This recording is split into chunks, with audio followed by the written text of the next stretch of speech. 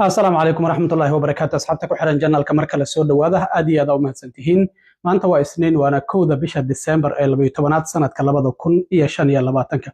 muuqaalkan كان وحن ربا إن ندكل wadaago gudoomiyaha gobolka Minnesota Tim Walz ayaa Soomaalida gobolka Minnesota waxa uu ka difaacay eedeymihii kala duwanaa ee madaxweyne Trump uu u soo jeedinayay maalmihii la soo dhaafay haddaba maxay yihiin hadallada uu ku difaacay gudoomiyaha gobolka Minnesota Soomaalida gobolkaasi degan iyadoo gobolka ugu badan oo Soomaalidu ay degan tahayna uu yahay gobolka Minnesota guud ahaan wadankan Mareykanka arrimahaas ayaan idin la wadaagayaa balse marka hore soo dhawaada waalidiinta Soomaaliyeed ee jecel waxbarashada waxa la ogeysiinayaa looguna bishaareynayaa in maxadka waxbarashada ee Somali Islamic Online uu ku hayo barnaamij waxbarasho diimeed ah oo ka caawinaya in adiga iyo ilmahaaguba aad si fudud u barataan quraanka iyo culumta shareecada maadooyinka dugsiga laga baranayna waxa kamid ah quraanka hikaada ahadiista ducooyinka tarbiyada asaasiga ah ee ilmaha tafsiir iyo qaybaha kale ee culumta shareecada qaabka waxbarashada dugsigaanina waa hab online ah oo waxbarashada aad ku qaadanaysan waxaanad kala xiriiri kartaa gmailka iyo lambarada shaashada kaaga muuqda umrada sanadkan Salama Group waxay idin haysaa adeegyo cusub waxaana kamid ah adeegyadaas hoteello u dhow labada xaram ee Makka iyo Madiina loogana luweyn karo xilliyada salaada. 2 gaadiid aad ku soo booqan doonto goobaha muqaddaska ah ee lagu xusayo taariikhda Islaamka. 3 baridda qaabka loo guto acmaasha umrada. 4 umreynta waalidka ama walaalka oo geeriyooday ama aan awoodin. 5 haddii aad tahay qof qaba baahi khaas ah xagga caafimaadka waxaan ka caawin doonaa gudashada acmaasha. Haddaba ku soo dhawow qiimo jaban oo ku raali gelin doona. Faafahintaasi dheer fadlan waa WhatsApp number eber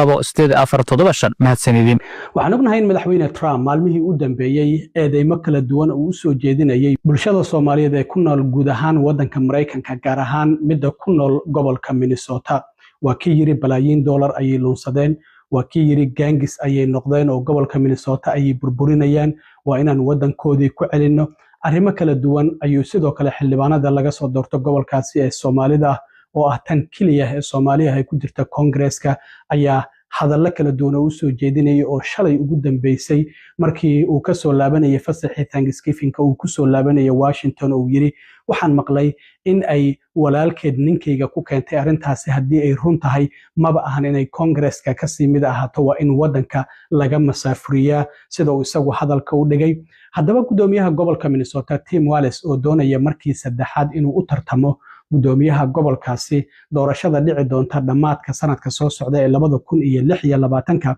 ayaa shalay waxa lagu wareystay barnaamijka Meet the Press oo xad kasta ka baxa telefishinka NBC waxaana wareysatay Kristen Walker arrimo fara badan ayaa laga weydiiyay inuu ka jawaabo hadalkii ka soo yeeray madaxweyne Trump madaxweynuhu xitaa gudoomiyaha gobolkaasi waa oo weeraro waxa uu yiri laba ay mid tahay in uusan shaqadii oo gudoomiyaha gobolka uusan ka soo bixi karin iyo in uu cabsanayo maxaa yeelay musuqmaasuqaasi waa uu joojin waayay marka bal hadalladaasi inuu ka jawaabo ayaa gudoomiyaha gobolka Minnesota Tim Walz loogu yeeray xubno badan oo Republicanana waa ay la tartamayaan dhamaadka sanadka soo socda oo isagoo doonaya markii saddexaad in loo doorto gudoomiyaha gobolkaasi dood ayaa la qabtaa oo xubnaha tartamaya waa la doodsiyaa marka dooda waxyaabaha lagu soo qaadan doona sanadka soo socda waxa ugu badnaan doona musuqmaasuqaasi inuu dhacay xilliga isagoo gudoomiyaha gobolka ahaa isla markaana uusan waxba ka qaban haddaba gudoomiyaha gobolka Minnesota ayaa wax laga weydiiyay arrimahaasi waxaana uu ka difaacay bulshada Soomaalida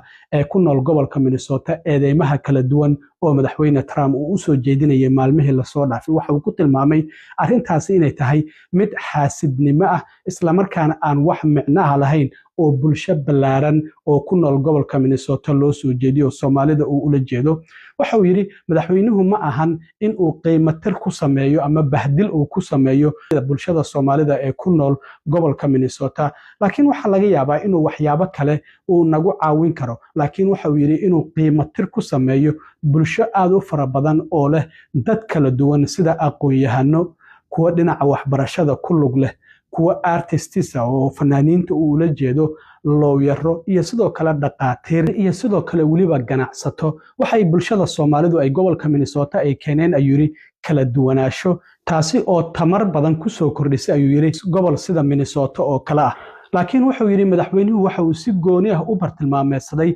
bulshadaasi laakiin arrintaasi ma ahan mid micno samaynaysa waxa uu yidhi waan ogolnahay dadka dambiilayaasha ah waddanka ka saar xadka ammaan ka dhig laakiin waxa uu yidhi sharafta iyo weliba xushmadda ay America ku soo dhaweyso dhaqan ahaanna ay u leedahay dadka soo galootiga ah iyo weliba qaxootiga ma ahan inuu ku ciyaaro marka waxaa la weydiiyey gudoomiyaha gobolka Minnesota su'aashan waxaa la yidhi in badan oo ka mid ah bulshada Soomaalida ayaa madaxweyne Trump uu bartilmaameedsaday oo gobolkaada ku nool waxaana uu ku bartilmaameedsanayaa arrimaha musuqmaasuqa uu sabab uga dhigay inuu doonayo in uu baabi'iyo dadkaasi intooda badan waxay ka soo jeedaan wadamada East Africa qaarkood dacwad ayaa lagu soo oogay dambi ayaa lagu helay waana la xukumay kadib markii balaayiin dollar oo lacagta canshuur bixiyaasha ah oo barnaamijyo dawladda loogu talagalay xilligii coronavirus-ka Feeding Our Future ay gabadhu ula jeedaaye in ay lunsadeen gudoomiye sida aad ogtahayna waxaa la yiri lacagtaasi waxa ay ka badan tahay lacagta gobolka Minnesota sanad kasta uu ku bixiyo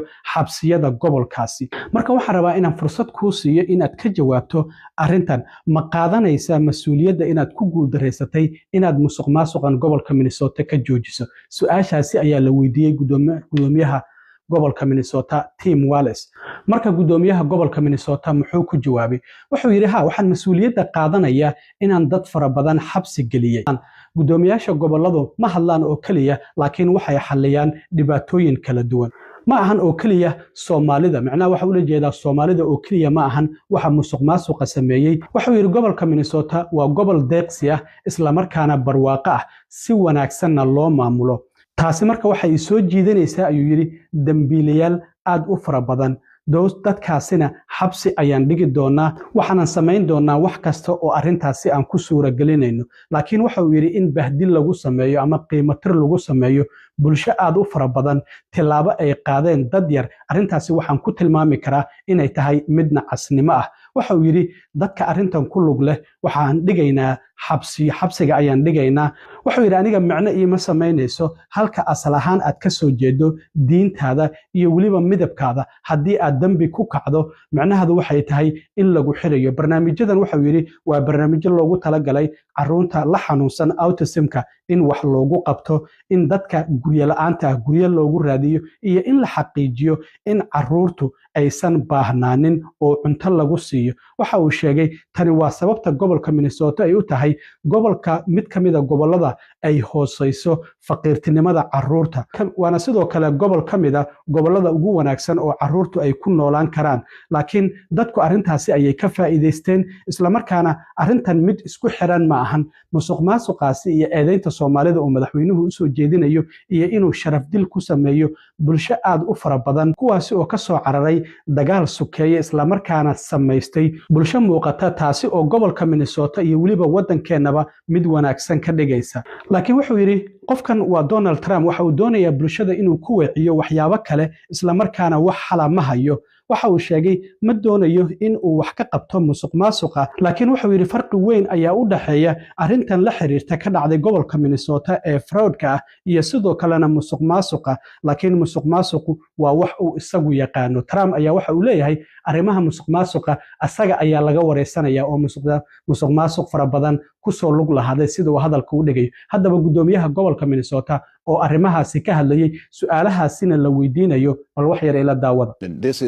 This is cruelness. This is meanness. It's aimed at a broader community. And as far as demonizing our Somali community, maybe he could help us on some things. Demonizing an entire community, folks who are in the professions, educators, artists, doctors, lawyers, entrepreneurs, they bring the diversity and the energy to a place like Minnesota. And for him to just randomly decide to do this, it makes no sense. Do your job. Get the criminals out. Secure our border. But do it with dignity and respect to the American tradition of respecting immigrants and refugees as a beacon of hope. Well, speaking of the Somali community, President Trump is targeting them and your state in part. He's citing fraud as the reason for his crackdown. Dozens of people of East African descent have been charged, convicted, and sentenced for stealing more than $1 billion in taxpayer money from government programs during COVID. As you know, Governor, that is more than Minnesota spends each year to run its Department of Corrections. So I want to give you a chance to respond to this. Do you take responsibility for failing to stop this fraud in your state? Well, certainly I take responsibility for putting people in jail. Governors don't get to just talk theoretically. We have to solve problems. And I will note, it's not just Somalis. Minnesota is a generous state. Minnesota is a prosperous state, a well-run state. We're AAA bond rated, but that attracts criminals. Those people are going to jail. We're doing everything we can. But to demonize an entire community on the actions of a few,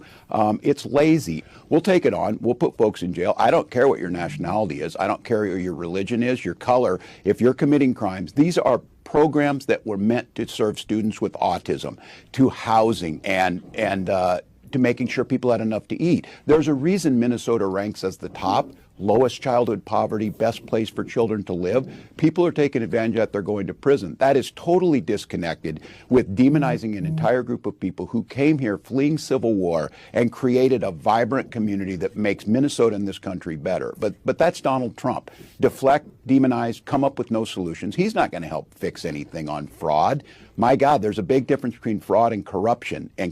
is something he knows about. aad iyo aad u mahadsantihiin asxaabta intaan mar kale kulmi doono waa saaxiibkiin cilmi ware oo idinla sidaa iyo nabadgelyo